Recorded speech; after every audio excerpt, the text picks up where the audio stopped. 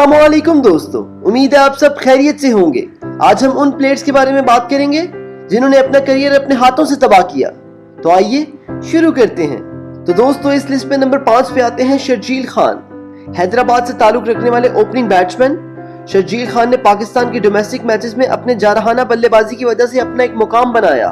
इनकी इसी तरह की तूफानी बल्लेबाजी की वजह से इन्हें दिसंबर 2013 में यूएई में खेले जाने वाले पाकिस्तान वर्सेस श्रीलंका के लिमिटेड ओवर की सीरीज में इनको टी20 और ओडीआई के स्क्वाड में जगह मिली। इसी सीरीज के अंदर इन्होंने अपने तीसरे मैच में 25 गेंदों पे अपनी हाफ सेंचुरी स्कोर की और ओडीआई के डेब्यू मैच में 61 रन बनाए, जिसके बाद इन्हें उस वक्त के पाकिस्तानी कोच की तरफ से बहुत शाबाशी भी मिली। जब वो टीम से दूर थे तो इन्होंने डोमेस्टिक और पाकिस्तान ए के लिए काफी शानदार परफॉर्मेंसेस दी। इसी वजह से न सिर्फ इन्हें 2016 के पीएसएल में जगह मिली, बल्कि 2016 के एशिया कप और वर्ल्ड कप स्क्वाड में भी जगह मिली। शर्जील खान को दुनिया आने वाला एक तबाहकुन बैट्समैन समझ रही थी। इसी वजह से इन्होंने 2016 के एशिया कप और टी20 वर्ल्ड कप में इंजर्ड बाबर आजम को रिप्लेस किया। मगर फिर आता है जिंदगी का वो मोड़ जब इन्होंने अपने हाथों से सब गवा दिया। 2017 का पीएसएल मैच जब वो इस्लामाबाद यूनाइटेड की तरफ से खेल रहे थे, इस एडिशन में मैच फिक्सिंग की वजह से इन्होंने अपनी सारा ऊंचा मकाम चंद पैसों के लिए गवा दिया। इस मैच फिक्सिंग की इन्हें ये सजा मिली कि पीसीबी ने इन पे 5 साल का बैन लगा दिया, जो बाद में 2.5 साल कर दिया गया था। मगर जब इन्होंने क्रिकेट में वापसी की तो सिलेक्टर्स की नजर में अपना ये मुकाम खो चुके थे। उसकी बड़ी वजह इनका मोटापन और बढ़ा हुआ ज्यादा वजन था। इसी वजह से ये अब टीम से काफी दूर नजर आते हैं। दोस्तों, इस लिस्ट पे नंबर 4 पे आते हैं उमर अकमल।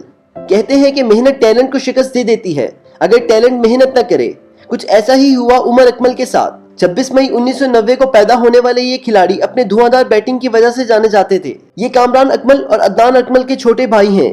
इन्होंने टेस्ट मैचेस में पहली इनिंग में 119 की इनिंग खेली, वो भी न्यूजीलैंड की स्ट्रॉन्ग बॉलिंग के खिलाफ। इनकी बेखौफ होकर बल्लेबाजी करना ही इनकी पहचान थी। इन्होंने जब तीसरे ओडीआई में सेंचुरी मारी तब सब उमर अकमल को बहुत हाईली रेट करना शुरू हो गए थे।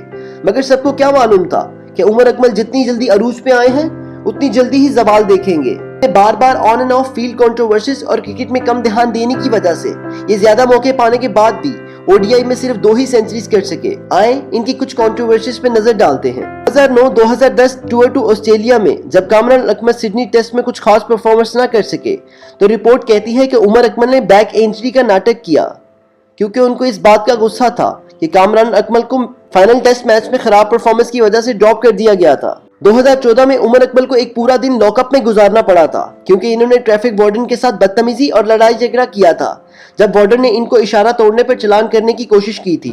2017 में वेस्ट इंडीज टूर में सिलेक्ट होने के बाद भी इन्हें ड्रॉप कर दिया गया था, जब इन्होंने लगातार 2 दिन अपना फिटनेस टेस्ट फेल किया।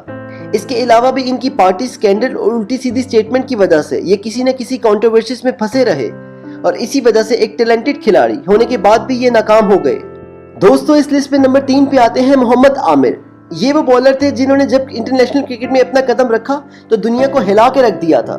ये एक ऐसा बॉलर था जिसे सब वसीम अकरम पार्ट 2 समझते थे। लोगों का कहना था कि अगर ये पूरा करियर खेल जाता तो दुनिया के लेजेंडरी बॉलर बनता जो सारे रिकॉर्ड तोड़ने की काबिलियत रखता था। मगर 2010 के फिक्सिंग स्कैंडल ने इस नौजवान खिलाड़ी का सारा करियर दागदार और तबाह कर दिया और उसके बाद जब वापसी की तो वही तबाहकुन बॉलिंग से अपना खोया हुआ मुकाम वापस हासिल किया। मगर फिर बेवजह लड़ाई, इल्जाम तराशी, मैनेजमेंट से कंट्रोवर्सी और मीडिया के सामने बैठ के मैनेजमेंट के खिलाफ बयानबाजी की, जिसकी वजह से मोहम्मद आमिर ने दोबारा अपना करियर खुद तबाह कर दिया। लोगों का कहना था कि इनको चाहिए था कि दुनिया की लीग को छोड़ के पाकिस्तान के तीनों फॉर्मेट में नुमाइंदगी करते, मगर इन्होंने टेस्ट मैच से रिटायरमेंट ले ली। मगर इन्होंने टी20 लीग खेलने को ज्यादा फोकियत दी और पीसीबी की मैनेजमेंट से लड़ाई झगड़े की वजह से क्रिकेट से रिटायरमेंट ले ली और इसी तरह क्रिकेट में दूसरा मौका मिलने के बाद भी ये अपना मुकाम ना हासिल कर सके। दोस्तों, इस लिस्ट पे नंबर 2 पे आते हैं दानिश कनेरिया। दानिश कनेरिया दरअसल पाकिस्तान के लिए बैनुल अक़वामी क्रिकेट खेलने वाले दूसरे हिंदू हैं। ये एक राइट आर्म लेग स्पिनर थे जो अपनी शानदार गुगली की वजह से क्रिकेट में जाने जाते थे।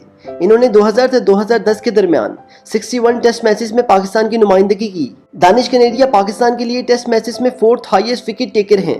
इन्होंने अपने टेस्ट करियर में 261 विकेट्स हासिल की। इसके अलावा वो उन पाकिस्तानी बॉलर्स में से एक हैं जिन्होंने फर्स्ट क्लास क्रिकेट में 100 से ज्यादा विकेट्स हासिल की। दानिश ने इंग्लैंड में एक्सेस के लिए कंट्री क्रिकेट भी खेली। 2012 में इन्हें स्पोर्ट फिक्सिंग केस में अदालत में नामजद किया गया था और उन पर इंग्लैंड में खेलने पर ताहयात पाबंदी लगा दी गई थी। इस फैसले के बाद पीसीबी ने दानिश कनेरिया पर भी बैन लगा दिया गया था। काफी साल दानिश कनेरिया ने इस बात को मानने से इनकार किया, लेकिन 2018 में अल जजीरा टेलीविजन डॉक्यूमेंट्री में इन्होंने अपने ऊपर लगाए हुए इल्जाम की तस्दीक कर दी थी कि इन्होंने स्पॉट फिक्सिंग की थी। इस फिक्सिंग के बाद ये पूरी तरह से पाकिस्तानी क्रिकेट से दूर हो गए थे और अपना क्रिकेट करियर तबाह बर्बाद कर दिया था।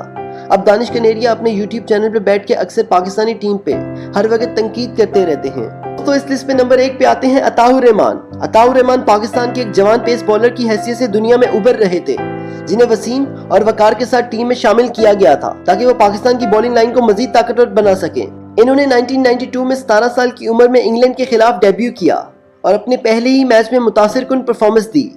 वेस्ट इंडीज और न्यूजीलैंड टूर पे भी इन्होंने विकेटें अपने नाम की। अताउर रहमान एक लंबी हाइट के बेहतरीन बॉलर थे, जिनकी लाइन और लेंथ कमाल और पुरानी बॉल पे बेहतरीन रिवर्स स्विंग करते थे। दरअसल 2000 में जस्टिस मलिक कयूम कमीशन में गलत गवाही देने पे इन पे मैच फिक्सिंग का इल्जाम लगाया और लाइफ टाइम बैन लगा दिया गया, मगर आईसीसी ने इन पे ये पाबंदी 2007 में हटा दी थी, मगर तब तक बहुत देर हो चुकी थी। मगर हैरान कर देने वाली बात तो ये है कि इन्होंने वसीम अकरम पे इल्जाम लगाया था कि वसीम अकरम ने इन्हें $1 लाख देने की पेशकश की थी ताकि वो न्यूजीलैंड के खिलाफ ओडीआई सीरीज में खराब परफॉर्मेंस करे, मगर जस्टिस कयूम की कमेटी के आगे अपने लगाए हुए इल्जाम से मुकर गए। साथ ही साथ इन्होंने ये बयान भी दिया था कि जब आमिर 5 साल बाद वापस आ सकता है स्पॉट फिक्सिंग करके, तो मुझे कोई कोच की या पीसीबी में नौकरी क्यों नहीं मिल सकती, जबकि मैंने कोई फिक्सिंग भी नहीं की।